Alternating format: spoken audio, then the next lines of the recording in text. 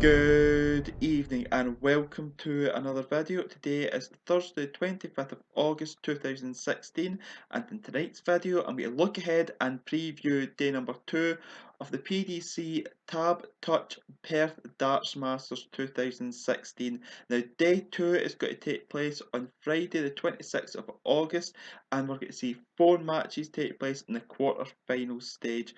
So the format is the best of 19 legs, and it's the first to 10 in each match. Now we've seen 7 players seeded through from day 1, and we've seen 1 seeded player get through the first round on day 1. That was the biggest shock, the unseeded player that got through in day 1. We'll go on to that later on in this video. Now we'll start the evening with the first match. It says number 1 seed Gary Anderson take on number 6 seed Dave Chisnall. Now these two have played 15 times before, and Gary leads the head-to-head with 12 wins to Dave's 3 wins. Now Gary Anderson's won the last 6 meetings between these two, and this is the 4th meeting between this pair this year. Now Gary Anderson reached the quarter-final stage by beating Kim Lewis in his first round match by 6 legs to 3 with a 97.4 average, and he was 35.29% on doubles. Now again, Gary got a fast start in this match and was 3-0 up, and then he drew the next 6 legs 3-all. He let Kim into the match a little bit through his missed doubles. Now he can't do that in this match with Dave Chisnall, because Dave Chisnall's going to score a lot better than Kim Lewis did in his first round match. Now again, Gary's been missing doubles in the last couple of weeks. It's only started slightly coming into his game, but he has to eradicate it as soon as possible. And he takes on Dave Chisnall. Now, Dave Chisnall beat Koha Kahiri in his first round match with a 95.64 average, and he's 50% on doubles. He was a really level above him in this match, and that 6-1 scoreline really did suggest that he was a level above him in this match. And again, he'll have to up that level if he's to compete with Gary Anderson in the quarter final, because it's easy beating Koha Kahiri 6-1 in the first round, but as we've seen so far in this year's World Series, Dave hasn't been able to lift his level of performance in the next rounds in the latter stages of the World Series. So he'll have to do so if he's trying to win a title on the World Series. So what do I think is going to happen in this match? I think it's a very, very close match between these two. I think both will hit the ground running, with their scoring power being very, very high in this match. But I think that Gary Anderson will edge this match because he wants to be the number 1 seed going into Glasgow, and I think that determination will push him on and drive him to success in this match. And I think Gary Anderson will beat Dave Chisnall in this match by 10 legs to 8. The second match of the evening sees Adrian Lewis take on Raymond van Barneveld. Now, Adrian Lewis is the number 4 seed in this competition, and Raymond van Barneveld is the number 8 seed in this competition. Now these two have played 51 times before, and Raymond slightly leads the head-to-head with 29 wins. There's been 2 draws, and Adrian Lewis has won on 20 occasions. Now Adrian Lewis in his first round beat David Platt by 6 legs to 3 with a 91.49 average, and he was 30% on doubles.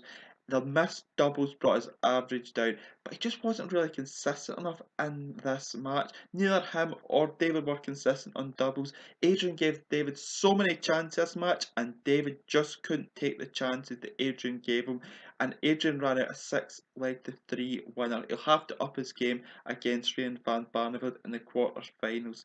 Now talking about Raymond van Barneveld, he beat the home favourite Simon Whitlock by 6 legs to 2 in round 1 with a 92.43 average, and he was 54.55% on doubles. Now Raymond won 5 legs a row in this match, turning this match completely on its head. He was 2-1 down, and Simon missed darts in leg 4 to make it 3-1, but Raymond punished him and took the next 5 legs to win this match by 6 legs to 2. It was great to see Raymond win on the big stage again after losing last week, and he's not been the great run of form that we're used to seeing from Raymond van Barneveld in the last few months. So what do I think is going to happen in this match? I think there's a tight match between these two, but I think that Adrian Lewis will just edge out Raymond van Barneveld in this match, because Raymond, if Adrian steps up, I don't think he'll be able to cope at this time of year. He's not really focused, as I said in yesterday's video, and I think Adrian Lewis will take advantage of this, and Adrian Lewis will win this match by 10 legs to 7. The penultimate game of the evening sees number 2 seed Michael van Gerwen take on the number 5 seed James Wade.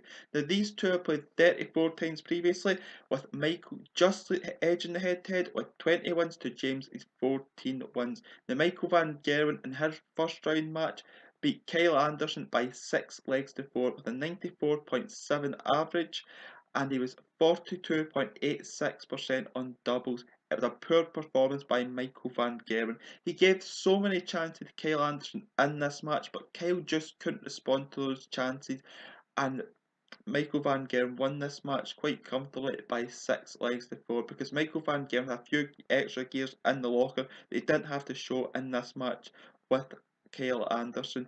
Now it's interesting because usually Michael van Gerwen does give one opponent a chance in each tournament, and I think this might have been his one chance that he gave to his opponents, and Kyle didn't take it. And he takes on James Wade. Now James Wade in his first round beat Rob Zabel with a 95.94 average and 50% on doubles. It was a comprehensive 6-0 win for James Wade. It was a great win for him, having not thrown a dart since last week due to illness. He'd lost first round last week in Sydney, and he's not thrown a dart through to illness since then. So it was great to see him bounce back with a 6-0 win over Rob Zabel, who's potentially a tricky customer in these first round ties. So what do I think is going to happen in this match? I think that Michael van Gerwen will bring his A game tomorrow night. I think he'll be at the top of his game on Friday night in Perth, and I think that James Wade won't be able to hang on to Michael van Gerwen's coattails in this match. So I think Michael van Gerwen's going to win this match by 10 legs to 4 over the number 5 seed James Wade. Now the last match of the evening sees Corey Cadby take on Peter Wright, the number 7 seed. And this is the biggest shock in World Series darts probably ever, that Corey Cadby beat Phil Taylor in his first round match by 6 legs to 2 with 103.58 average and 54.55% on doubles. It was an absolute phenomenal performance by Corey Cadby. It went 2 each, and then he put on the afterburners, winning 4 legs in a row, and really did leave Phil Taylor dumbfounded on stage. It was a magnificent performance. We've seen this things before, the week before, that it proves a very good performance, but this was a level above that. It was a terrific performance, and it'll be interesting to see if he can back up that performance last night with a performance again tonight in the Perth Darts Masters. I did say this in my yesterday's video, if he could back up from week to week. Now it's can he back up from day to day against Peter Wright, the number 7 seed. Now Peter Wright in his first round match beat Adam Rowe by 6 legs to 4 with a 90.94 average, and he was 26.09% on doubles.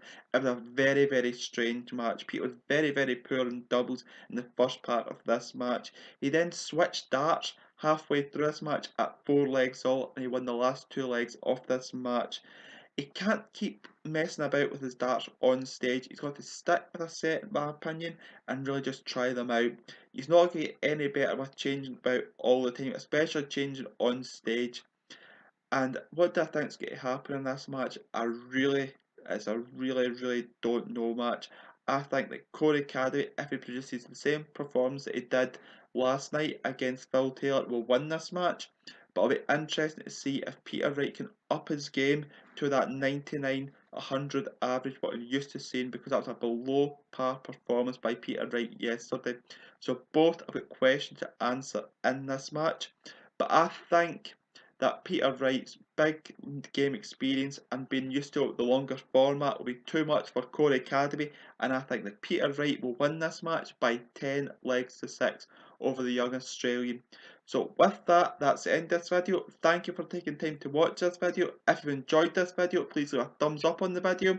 If you want to leave any feedback on this video, you can do so via the YouTube comment section below, or by my Twitter, which will be in the description below. Or if this video appears on the Tungsten Tickle website, you can do so via their Facebook, via their website, or via their Twitter.